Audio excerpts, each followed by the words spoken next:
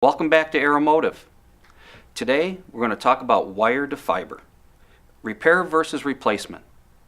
And there's some key rules that need to be applied whenever you're working with wire or fiber. The first rule I want to throw at you is the 6-inch rule. Let's take a look at that. The 6-inch rule, simply stated, no repairs within 6 inches of a termination point. There's some key reasons for that. Workability, increased resistance, appearance, and it will limit the lifespan. So here you're faced with a situation where you have wire damage within 6 inches of this termination point. Let's take a look at it.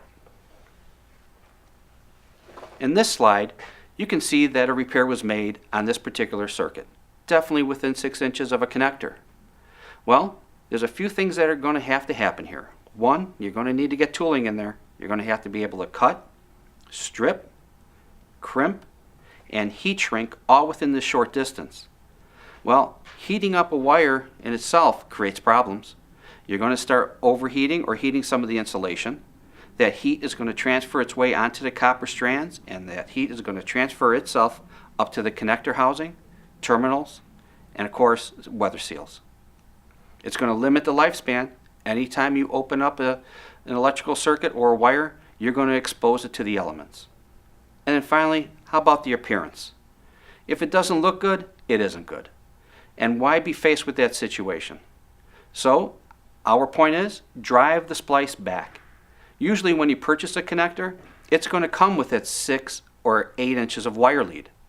When that happens, use the whole circuit. This way you'll drive the splice back and you'll limit the amount of effects it will have on the electrical circuit. Let me give you a real-life scenario. We had a customer that was experiencing a headlight problem.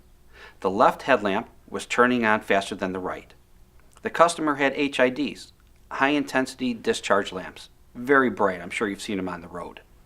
Well, at night, the customer noticed that the left headlamp was turning on faster than the right. So they took it to their local service department and they replaced the light bulb. No help. Replaced the headlamp assembly. No help. They replaced the exciter box, the small HID capacitor that helps discharge the lamps. No help. Finally, they were down to the wire harness assembly.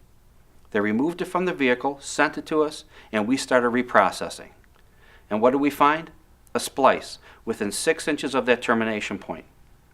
That splice was just enough to create a resistance drop.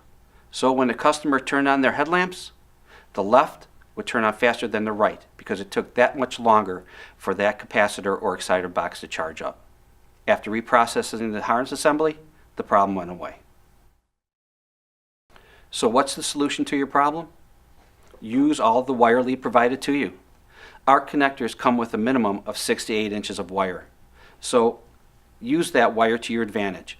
Splice it all into the wire harness assembly, driving that splice back from that termination point.